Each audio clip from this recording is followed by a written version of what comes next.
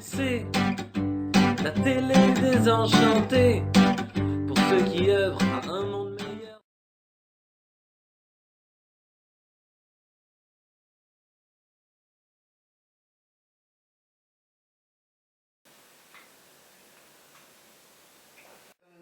Moi j'ai eu envie de parler de mon parcours dans mon livre Peau neuve, qui est sorti récemment. Après la vie, je vais l'expliquer, quand je ne cours plus après la vie, je la ressens. Voilà, c'est... Je me rends compte en plus, là tu parles à un coureur, ou en tout cas à quelqu'un qui fait un peu de course à pied, je ne cours plus après la vie, je la ressens. C'est un peu rigolo cette histoire.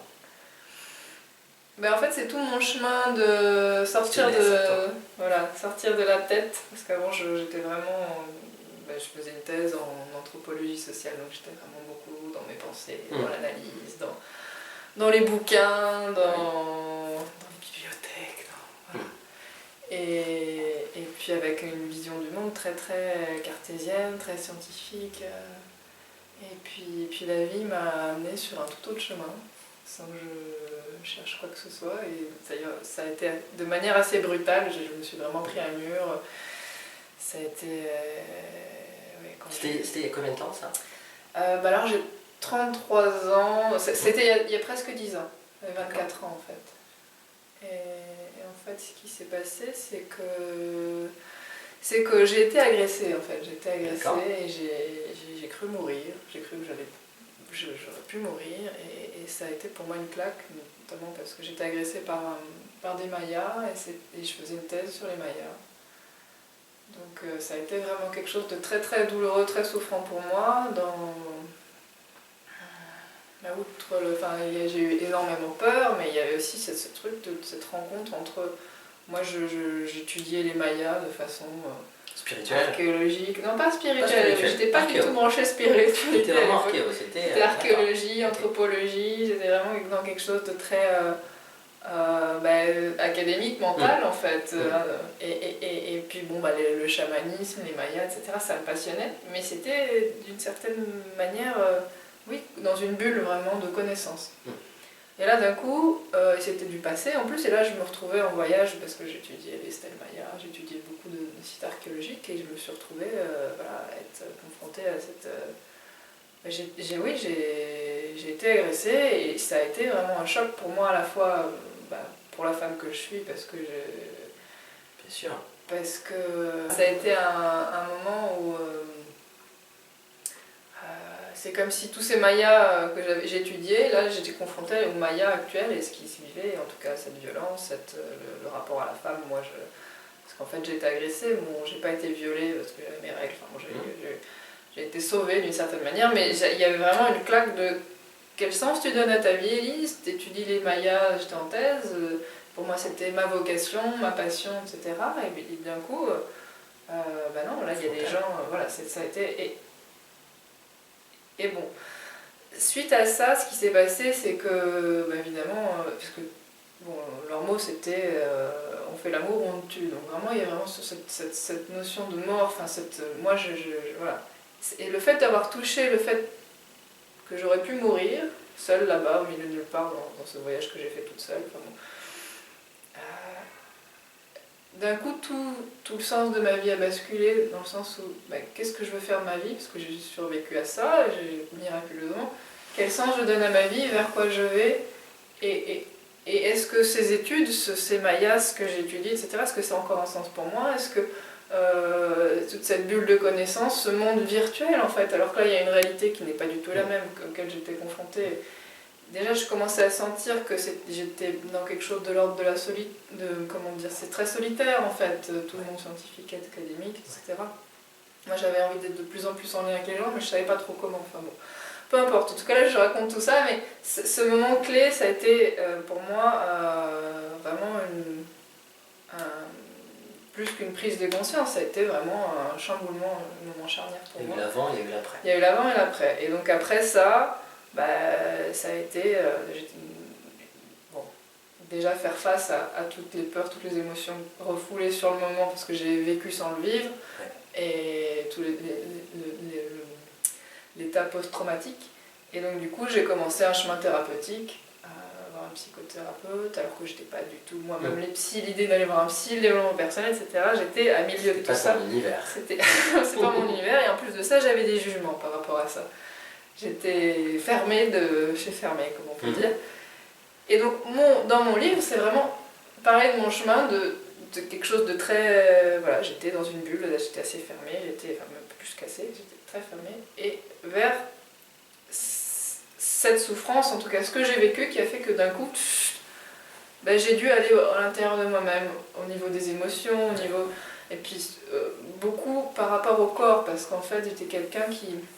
depuis petite, exprimais très peu mes émotions et gardais tout, et du coup je somatisais, j'avais plein d'eczéma, j'avais plein de... Et suite à cette agression, ce qui était terrible, c'est que j'en avais partout. C'était vraiment un eczéma qui disait ne me touchez pas, et c'était une souffrance, en tout cas physique, c'était extrêmement fort, et ce qui est difficile dans ces cas-là, c'est qu'on nous dit, les médecins nous disaient, bah, c'est psychosomatique, etc. Donc bon, je suis allée voir au niveau psychologique avec cette thérapeute qui me suivait. Mais bon, il y a quand même un sentiment d'impuissance, c'est vraiment très difficile de se défaire de... Moi, quand j'ai commencé à avoir de l'eczéma adolescente, je pensais que c'était quelque chose qui était à vie. C'est ce que les médecins disent, en général, ils ne trouvent pas vraiment de cause, il y a des multiples causes, etc.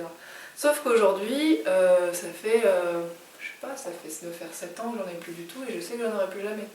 Donc ça, tu sais que tu n'en auras plus jamais. Je sais que j'en aurai plus jamais parce que ça n'a plus de sens, ça n'a plus de raison d'être. Ça n'a plus de raison d'être dans ma vie. Ouais. Parce que j'ai changé, parce que maintenant je suis à l'écoute de mon corps, je suis à l'écoute de mes émotions.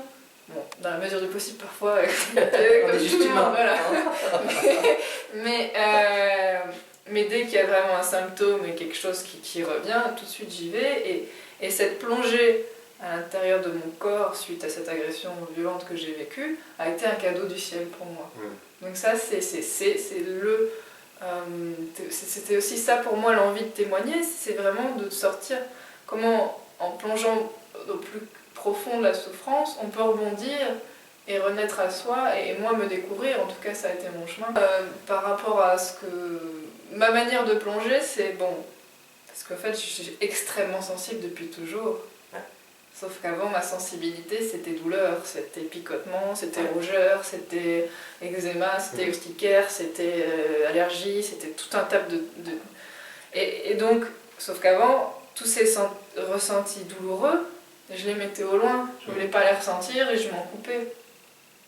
Et puis petit à petit, en fait, bah, ça a été vraiment, notamment avec cette thérapeute qui m'a suivie, qui était absolument merveilleuse au Mexique, qui m'a dit mais plonge à l'intérieur de toi et écoute qu'est-ce que ton corps a à te dire. Et du coup là, j'ai vraiment commencé à sentir que tout ça c'était des hurlements, et vraiment cette plongée, à chaque fois qu'il y a une douleur, quelque chose, je plonge à l'intérieur et je vais avoir des images, des ressentis, des mots, maintenant c'est comme ça, maintenant ça devient de façon, c'est très, très naturel pour moi. Je me demande comment j'ai pu ne pas le vivre comme ça depuis toujours. Et d'ailleurs, mais c'est vrai comment dire, cette plongée, ça se fait progressivement. C'est pas quelque chose qu'on nous a appris. Et... Comme quand tu fais une plongée, il y a des soupapes. C'est ça, il y a différentes couches. Et ça, je le vois beaucoup, je l'ai vu pour moi, et puis maintenant je le vois avec les personnes que j'accompagne, où il y a vraiment différentes couches, et puis notre corps est empli de mémoire en fait. Et notamment au niveau du cœur, et on peut aller vers une blessure, libérer une couche émotionnelle, et puis après encore une autre couche, et encore dans cette plongée, c'est vraiment se rendre compte à quel point on est un univers en soi, un univers infini, avec des potentiels, et une lumière, et un mouvement, et des énergies qui nous habitent, et qui nous... Enfin, moi en tout cas, c'est comme ça que je le vis, que je le ressens, et que je le ressens à la fois pour moi, et que je le ressens dans le contact, et dans ce qui est là, dans les soins, dans les ateliers que j'anime aussi. Et il y a vraiment quelque chose de l'ordre de la magie de la vie qui est palpable à partir du moment, en tout cas moi dans mon chemin, à partir du moment où je suis sortie de cette de ce côté ressenti égale douleur égale souffrance. Et bien à partir du moment où j'ai commencé à le ressentir pleinement, dans la mesure du possible, et ben ça a laissé de la place à autre chose. Ouais, à une communication. À une communication, et puis aussi, une fois que ressentir vraiment ce qui est là, ça laisse aussi de l'espace à ce que ça parte. Et qu'après, une autre énergie, une énergie plus sensible, plus lumineuse, plus douce, plus joyeuse, Émerge. voilà, émerge, prenne Ouais. vie, et voilà. Et finalement, c'est aussi, tout ce chemin, c'est aussi prendre conscience de ce tourbillon intérieur d'énergie qui est là constamment dans mon corps et dans le corps de chaque être. Et que... J'ai un ami qui parle souvent, en tout cas, des émetteurs-récepteurs, et où il y a des choses, en tout cas, qui nous traversent, évidemment de l'énergie, et voilà, et en fait, les choses ne nous appartiennent pas. Elles nous traversent, ils rentrent, ils sortent, ils se baladent, mais c'est là où il faut à la fois les laisser passer, et se dire qu'il y a des moments, on aimerait bien les retenir, mais... c'est ça. mais c'est... Oui, autant on a envie de retenir la joie quand elle est là, C'est ça. alors la tristesse, on a juste envie qu'elle s'en aille. Mais en fait, voilà, il y a des moments où on prend tout ou on prend pas. Enfin, mais en tant qu'être humain, voilà, c'est compliqué, parce qu'on a envie juste d'être heureux, quoi. Mais c'est ça, sauf que la vie c'est un tout, et il y a... C'est les deux, quoi. Voilà, il y a différentes polarités, il y a différents types d'émotions, de ressentis, et elle prend toute sa saveur aussi quand on commence à accueillir tout ce qui est là, en fait. Et souvent, et tu vois, tu parlais de cette rencontre que tu as eue, cette forte rencontre émotionnellement, physiquement, etc. Mais certains parlent en tout cas de quand il y a des changements de cap de vie, ça doit se faire dans la douleur, ça doit se faire dans la difficulté, pour que ça soit suffisamment fort dans notre corps, dans notre cœur, pour que ça provoque en nous des changements, et puis que ça nous invite à bouger. Parce que sinon, peut-être qu'on n'est pas capable de bouger tout seul. C'est comme si on était dans une zone de confort. En tout cas, moi j'étais dans une routine où j'avais une idée de ma vie, elle était un peu toute tracée. Je me disais, bon ben voilà, je veux terminer ma thèse, trouver un boulot en tant que chercheuse, en tant que peut-être vivre au Mexique, voilà, ça a été vraiment paf. En fait tu peux mourir à chaque instant, Elise, donc là, qu'est-ce que tu as envie, vraiment? Donc m'en rendre compte jeune, ça a été énorme pour moi.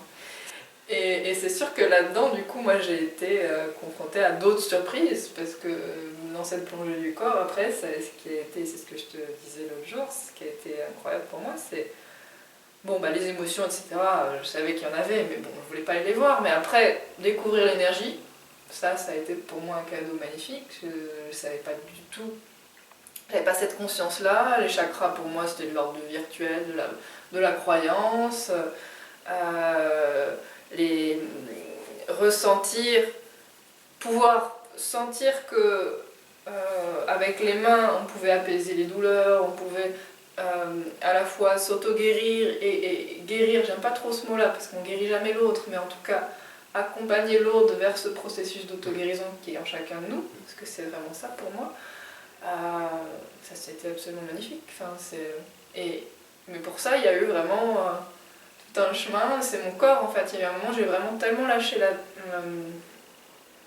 le contrôle, la tour de contrôle du mental, que je me suis laissée guider par mon corps, par ses mouvements, et par cette vie qui m'habite et qui a une sagesse bien plus élevée et beaucoup plus en accord avec la vie que ma tête, enfin en tout cas ce que je pensais.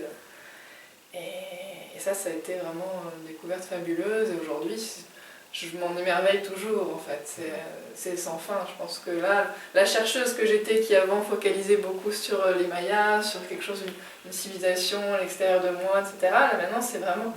C'est moi et c'est que moi, quoi.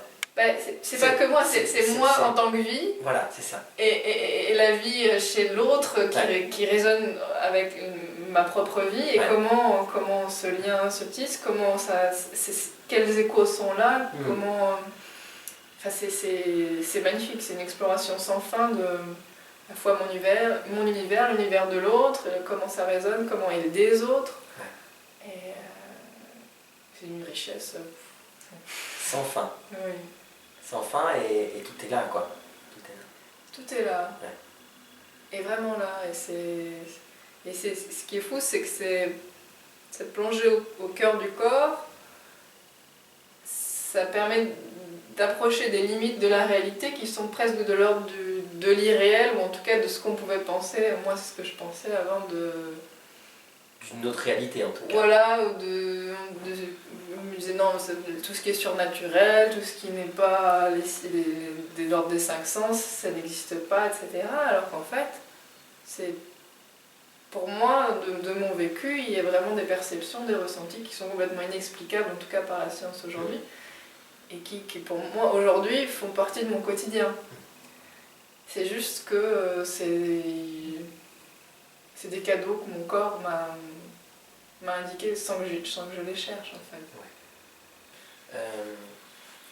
Est-ce que c'est... Est-ce que toutes ces années, parce que voilà, ça fait presque 10 ans, parce qu'il y a des moments aussi où tu te dis waouh, tiens, c'est. Qu'est-ce qui se passe quoi? Qu'est-ce qui se passe et puis même le regard des autres, Oui. être avec soi et être avec les autres, c'est. Tu as en tout cas. Tu as ton monde, en tout cas ta représentation du monde. Mais c'est. Comment ça se gère ça, tu vois? Comment ça se... Ah, ça c'est tout un chemin de...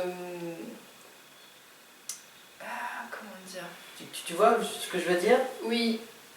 Déjà, il y a moi avec moi. Ouais. C'est-à-dire le temps d'accueillir et d'accepter la nouvelle Élise qui est née et qui n'est plus l'Élise d'avant. L'Élise qui était dans un chemin beaucoup plus conventionnel et rationnel. Et qui d'un coup s'ouvre à quelque chose de... Ah oui, les énergies, le côté guérison chamanique, la méditation, même le yoga, tout ça. Au début, c'était... Et puis dire que je faisais des soins énergétiques, ok, je fais des soins énergétiques, mais j'ai pas été formée, je sens les choses. Quelle légitimité pourrais-je avoir dans cette société sans avoir été formée, alors que j'ai fait des années d'études pour être docteur en anthropologie sociale. Voilà, j'ai mon diplôme, c'est parfait, mais en même temps je l'utilise pas. Et de l'autre côté, je fais... c'est un truc qui m'est donné et puis je sais pas si je mérite vraiment. Voilà, c'est ça. À la fois, est-ce que je le mérite? De quelle manière je l'utilise? Est-ce que j'ai le droit de le faire finalement? Voilà. Comme ça, quoi, et puis, comment ça va être accueilli? Et moi, ce que je voyais pendant longtemps, alors là maintenant, c'était tout un travail autour de la légitimité, puis aussi me reconnaître moi, la nouvelle Élise et l'assumer. Alors c'est aussi, je pense, une des raisons pour lesquelles j'ai écrit mon livre, parce que j'avais ce besoin-là de me dire, oui, je suis comme ça, et dans notre monde, en tout cas en France, en plus, tout ce qui est spiritualité, c'est quand même quelque chose d'assez tabou. Tout comme l'amour, parler d'amour, c'est le grand tabou, alors que c'est ce que tout le monde cherche et c'est ce qui nous anime, mais en même temps, c'est presque plus tabou que de parler de sexualité. Ouais, c'est clair. Et donc parler de guérison par l'amour, surtout, il ne faut pas trop en parler. L'idée de guérir, non, c'est... Puis par l'amour, surtout pas. c'est médecine traditionnelle, etc. Donc il y a plein d'étapes, différentes couches, moi en tout cas par rapport à... comment dire? Ce que je vois, c'est que c'est vraiment un positionnement intérieur. Et j'en suis encore, je dirais pas que j'ai encore tout dépassé, parce que je vois que la sortie de mon livre m'a encore fait prendre conscience, oulala Élise, là vraiment tu t'exposes et tu te montres comme ça dans une société qui a priori n'accueille pas forcément si facilement avec des ça. codes différents en tout cas. Voilà, et bon, alors après, c'est sûr que moi, personnellement, l'étape qui a été la plus difficile pour moi, c'est quand j'ai eu des manifestations que j'appelle chamaniques, en tout cas au niveau de...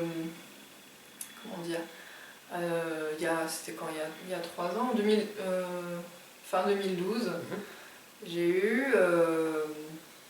commencé à avoir des formes de transe.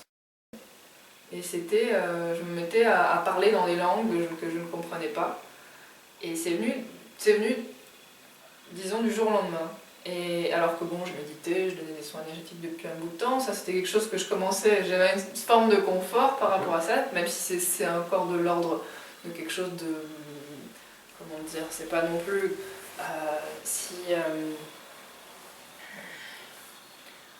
c'était déjà un monde à part, mais... C'était une étape en tout cas, voilà, plus pour toi. Voilà, c'était déjà une étape de franchie, le côté de donner des soins et d'être guidé, etc.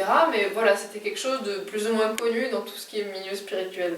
Là, d'un coup, me retrouver à avoir un débit de parole que je ne comprenais pas, j'avais l'impression qu'il y avait plusieurs personnes qui parlaient à travers moi, et je disais, mais qu'est-ce qui m'arrive? Et à la fois, j'avais l'impression que je sentais que c'était juste, et en même temps, je me disais, mais t'es en train de perdre la boule, enfin, il y a quelque chose. Et là, à ce moment-là, ça a été difficile pour moi. Là, ça a été vraiment le cap. T'as eu peur? Oui, évidemment, j'ai eu peur. J'ai eu peur. Je sentais que en fait, j'étais complètement observatrice. À la fois, je me laissais porter par ce qui était là, et en même temps, ce qui était très difficile, c'est que je n'arrivais pas à contrôler quand est-ce que ça allait sortir ou pas. Je voyais bien que ça avait un rapport avec l'énergie, et que quand j'étais en présence de certaines personnes ou en soins, ça n'avait qu'une envie, c'était de sortir, comme si j'allais accoucher en fait de paroles que je ne comprenais pas. Et en même temps, ce qui était difficile, c'est quand ça m'arrivait dans la rue ou je ne sais où, et que du coup je me disais, mais ils vont me prendre pour une dingue. Oui, absolument aucun contrôle par rapport à ça. Voilà, avec la difficulté de ne pas avoir rencontré des personnes qui ont pu m'aiguiller, me dire, mais en fait c'est quelque chose qui peut arriver quand on développe un certain type de ressenti, comment dire, qu'on s'ouvre à des perceptions que je dirais chamaniques.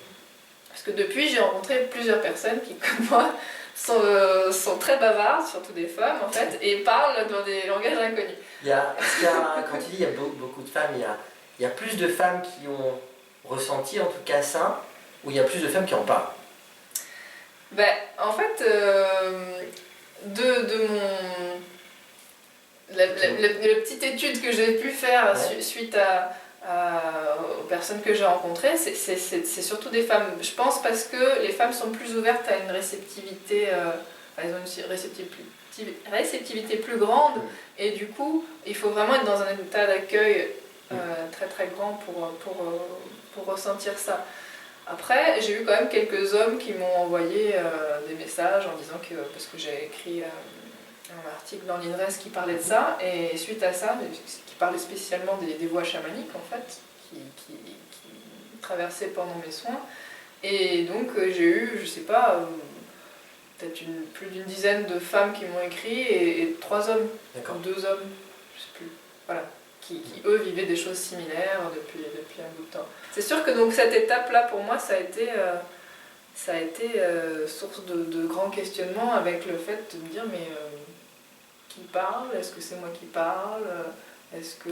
Et alors du coup, est-ce que quand il y a ces voix qui sont là, qui te traversent, est-ce que, même si tu ne comprends pas la langue, est-ce que tu en comprends le sens ou pas? Ah, ça c'est la grande question. Alors, et est-ce que du coup, est-ce que c'est un sens? Est-ce que c'est plutôt positif? Est-ce que c'est joyeux? Est-ce que c'est pas joyeux? Est-ce qu'il y a la colère? Il y a quoi en fait dedans? Ben voilà, là t'as en partie répondu à la question, c'est-à-dire que moi au début je cherchais un sens au niveau de la pensée. Ouais. Je disais, qu'est-ce qu'ils sont en train de dire? Enfin, je disais ils, parce que j'avais l'impression que c'était à l'extérieur de moi. Bon, et donc du coup je me suis vraiment cassé la tête à essayer de me dire mais je pourrais pas avoir la traduction, etc. Et puis évidemment non, je ne l'avais pas, et je commençais à rentrer dans un truc qui n'était pas juste du tout, parce que je voulais savoir, etc. Bon. Et puis, il y avait beaucoup de peur autour de tout ça. Puis, il y a un moment où je me suis vraiment dit, bon, Elise, arrête d'essayer de comprendre, juste vis-le. Ouais. Donc j'ai commencé à le vivre vraiment pleinement, et là, plus je l'ai accueilli, et ben, plus j'ai ressenti dans mon cœur, en fait, la vibration. Donc j'ai ressenti, maintenant je les ressens, je dirais pas... Tu as commencé à dire est-ce que c'est de la colère, est-ce que c'est joyeux? Voilà, c'est ça. Pour moi, ces voix, c'est pas... peut-être qu'il y a un message, et c'est vrai que j'ai rencontré certaines personnes, certaines femmes qui me disaient qu'elles avaient des traductions, etc. Moi, c'est pas mon cas, et d'une certaine manière, ça m'intéresse pas. En tout cas, je cherche même plus. Avant, je cherchais. Moi, ce que je vois, c'est ce que je ressens dans mon corps et ce que les personnes qui sont en soins ressentent aussi. C'est comme une forme de langage qui résonne et qui vient toucher des zones du corps à l'intérieur, dans une profondeur, dans un ressenti qui est plus de l'ordre émotionnel aussi, de l'ordre... Il y a des voix qui sont vraiment rieuses, des voix qui sont plutôt très fermes, un peu autoritaires, mais dans le sens de la puissance, qui vont contacter une puissance chez l'autre, en tout cas faire résonner. Et du coup, ça peut entraîner une libération au niveau de la colère chez la personne. Il y a des voix qui sont plus de l'ordre de... qui pour moi sont liées à une énergie d'ancrage, une énergie de la terre, d'autres qui sont beaucoup plus célestes. Voilà. Et puis c'est des chants, c'est pas que des voix, il y a des voix, des chants, enfin, c'est tout un univers. Puis il y a aussi des animaux, enfin, c'est encore toute une palette. Alors, ça pourrait paraître très extraordinaire, très... comment dire, très ésotérique, et en même temps, moi là aujourd'hui... C'est presque très simple. Pour moi, c'est vraiment quelque chose de quotidien et de naturel. Il y a certaines personnes qui pourraient dire, bon, elle invente, elle est en plein délire, etc. Peu importe, chacun vit ressent ce qui est là.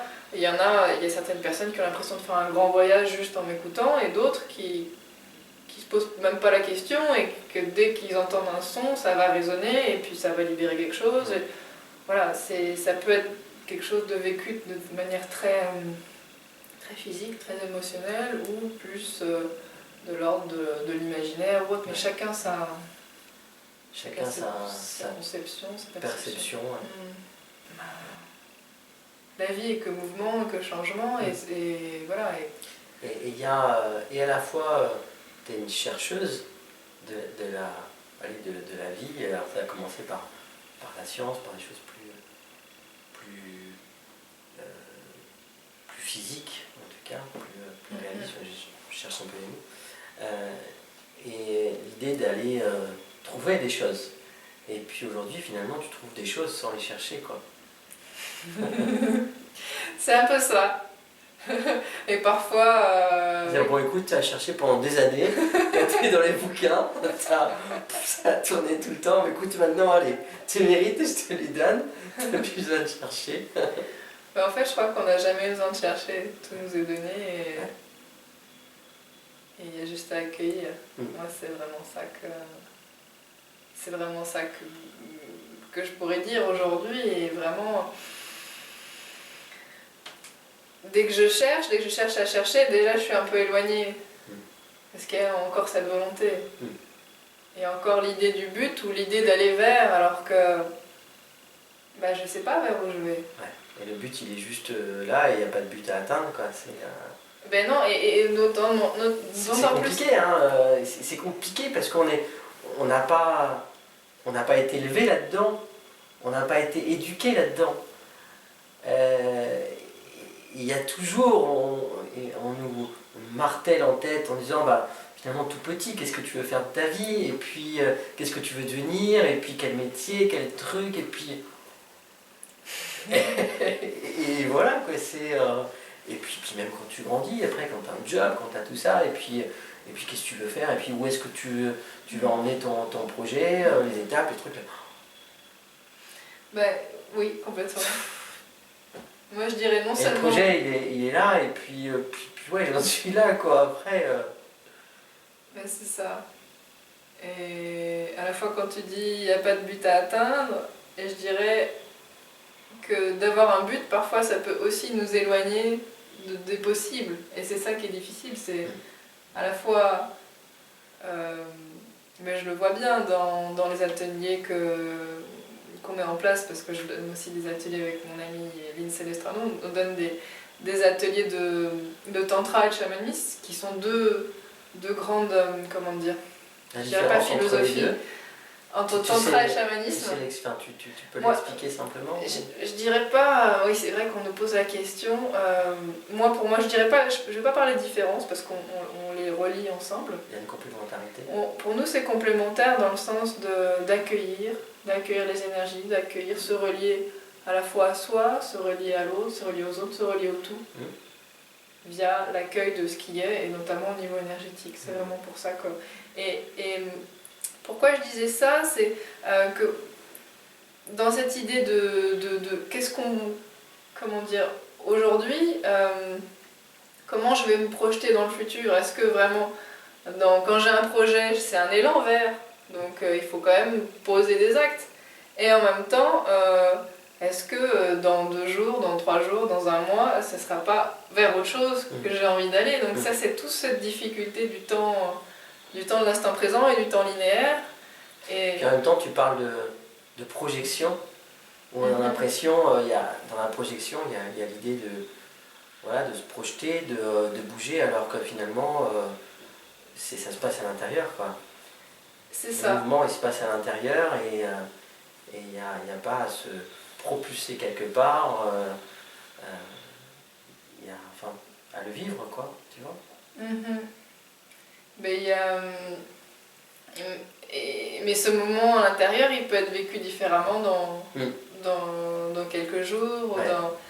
Et en même temps, dans cette notion du temps et de perspective, moi, il y a eu un moment où j'étais tellement rendue dans à chaque instant compte, etc., instant présent, que je pouvais plus projeter. Et là, moi, je vois bien qu'on anime que c'est vraiment très important d'avoir les deux, d'avoir cette conscience, parce que sinon après on est en dehors de la société, on est en dehors de cette réalité, et il faut relier les deux, il n'y a pas... Et donc, ce que je trouve génial, moi, dans la façon dont on anime, c'est à la fois qu'on va poser, par exemple, on a un week-end, on va poser une ligne directrice, mais après on laisse énormément de place à ce qui est là dans l'instant, selon les énergies de chacun. Est-ce que tu veux parler d'intention ? Euh, Quand tu parles d'essayer en tout cas de mettre est-ce que l'inspiration, comme s'il y a une intuition, ouais. Voilà, il y a une intuition qui crée la ligne directrice, mais après ce qui est important pour moi pour que ça reste vivant, c'est vraiment que ce soit quelque chose qui naisse de la rencontre des participants qui sont là pendant le stage, pendant l'atelier. Les gens sont là, voilà, ils ont un certain type d'énergie. Et comment est-ce qu'on va combiner notre intention, notre intuition première avec ça? Et ça, donc ça c'est pour le groupe. Mais c'est pareil, comment dire, dans la vie en général, il y a vraiment ce truc de... C'est difficilement explicable, mais c'est comment rendre chaque instant le plus vivant possible. Et pour ça, il faut, pour moi en tout cas, une certaine ouverture et un accueil par rapport à comment est l'autre. Et moi, quand les gens viennent me voir en soins individuels, c'est pareil, ils viennent, il y en a qui vont me dire, je viens, je veux libérer ma voix, je veux plus sentir mon corps, ou me libérer de telle et telle chose. Ils viennent, ils me disent ça, et après moi je laisse faire, voilà. Mais je sais pas du tout si c'est ça qui va se produire, et alors je leur dis, parce qu'il y a certaines personnes qui viennent avec ils ont un objectif, ils veulent... Sauf que moi je ne sais pas, et eux non plus ne le savent pas. En fait, c'est ça qui est merveilleux. Ils pensent le savoir, mais... C'est ça, et plus on pense, par exemple, dire j'ai envie de rencontrer l'amour, que la personne soit comme ci, comme ça, etc. Puis on rencontre quelqu'un d'autre, qu'est-ce qu'on fait? Est-ce qu'on dit non, non, moi je voulais celle-là, donc hop, je vais passer toute ma vie à la chercher? Ou est-ce que je fais un bout de chemin avec celle qui est là, et je vois ce qui est là pour moi, et donc c'est... Et d'ailleurs, c'est aussi se rendre compte que est-ce qu'on sait vraiment ce qui est le mieux pour nous, alors que la vie nous offre tout ce dont on a besoin, même si parfois on a l'impression qu'on ne le veut pas. Et pour moi, c'est vraiment jongler entre, voilà, ça c'est... À partir du moment où je suis mon intuition, mes élans, et d'où viennent-ils? De mon corps, en fait. Du coup, je me sens vraiment vivante, je me sens en vie, je me sens amoureuse, je me sens... Voilà, rien que de le dire, je respire. Par contre, quand il y a quelque chose qui a vraiment été élaboré, pensé, etc., il y a comme... pour moi, c'est aussi une forme d'enfermement. Et c'est beaucoup moins vivant, et c'est même quelque chose de l'ordre de la non-vie. Dans savoir à l'avance vers quoi on va, etc., et de quelle manière on va cheminer, et voilà. Alors que là, ça laisse tous les possibles et toutes les découvertes, à la fois de soi, de l'autre, des autres, du tout.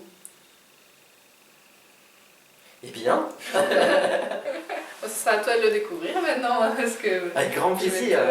tu vas le lire et... C'est un nouveau cadeau de la vie. Bah écoute, c'est chouette. Est-ce que tu avais encore... est-ce que tu avais envie de parler d'autre chose ou pas parce qu'à un moment donné, il y a un début, un milieu, une fin, et en même temps on ne sait jamais quand est-ce que ça démarre. Exactement, c'est pour ça que je trouve que c'est vraiment beau la façon dont tu rencontres les personnes, c'est justement de laisser l'espace à ce qui est, et puis... On se prend cet espace-là et on voit ce qui se passe dans cet espace, quoi. C'est ça en tout cas l'idée, quoi. Moi j'ai très envie de lire le livre déjà. Je pense que je vais aussi moi en apprendre beaucoup, évidemment. Et puis ça va me permettre de te connaître aussi un petit peu mieux par rapport à ton univers, par rapport à tout ça. Et puis on mettra pour ceux qui souhaitent évidemment, on mettra le livre, on mettra les coordonnées, tout ça, pour voilà, puis on laissera faire les choses sur ce qui doit se faire, sur les rencontres qui pourraient arriver, sur les messages que tu vas peut-être avoir. Laissons faire la vie finalement. Bah oui, de toute façon, qu'avons-nous d'autre à faire? C'est ça, hein, il y a vraiment quelque chose de l'ordre de... Une fois qu'on arrête ses pensées, enfin nos pensées, mes pensées, il y a vraiment ce... Ah, mais en fait c'est simple. C'est simple. Il y a comme un moment où... Mais ces espaces, ils sont pas forcément faciles à trouver, mais après, moi, c'est vrai que dans ma vie personnelle, j'ai la chance, pendant les soins, pendant les ateliers, d'être vraiment dans un état où il y a le tout et le rien à la fois, donc du coup, il y a comme... C'est pareil. Il y a comme vraiment cette détente et cet amour qui peut juste s'exprimer, et parce que quand je parle d'amour, c'est parce que cette énergie qui nous habite, à partir du moment où on s'ouvre et on accueille, il n'y a plus que ça. Il n'y a que ça qui existe. L'amour, la joie, voilà. Et ça, c'est absolument merveilleux à chaque instant comment dire, ou en tout cas pendant chaque journée, de cultiver pour moi en tout cas des moments comme ça, et d'être au plus près de moi-même, et du coup d'avoir cette possibilité de rencontrer l'autre au plus près de soi. Plus de proximité, ouais. C'est cette présence qui est magnifique et qui pour moi est vraiment générée par la relation que la personne entretient avec son corps, et pas être juste dans sa tête ou dans quelque chose de l'ordre de mystique, d'être là-haut et de se déconnecter, non. On est dans un corps de chair, et profitons-en parce que c'est magnifique. Ouais, c'est ça. Et voyager, vivre des expériences extraordinaires, c'est quelque chose, mais les incarner et d'être juste là, et aimer savourer un plat, se promener, ressentir la chaleur d'une brise ou l'humidité de la pluie, enfin voilà. Revenir au sens premier. Puis voilà, mais j'espère que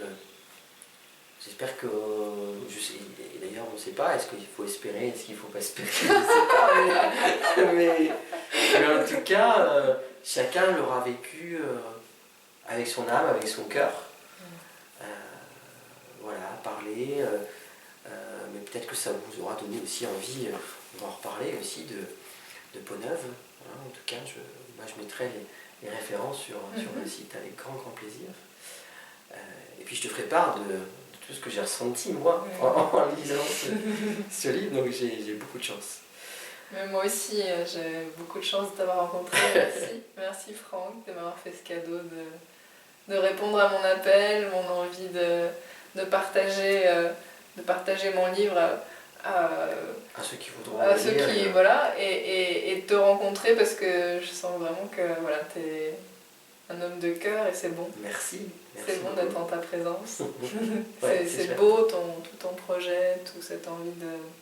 Enfin voilà, moi je sens une grande générosité dans ce qui t'anime, et merci. Merci à toi. Merci à vous, merci à tous, et on vous embrasse. Voilà, et puis et à bientôt.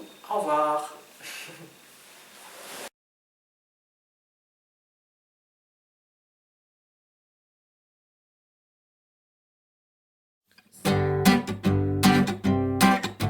C'est la télé désenchantée. Pour ceux qui œuvrent à un monde meilleur, c'est la télé désenchantée. Pour ceux qui aiment partager, c'est la télé désenchantée. Pour ceux qui veulent trouver le bonheur, c'est la télé désenchantée.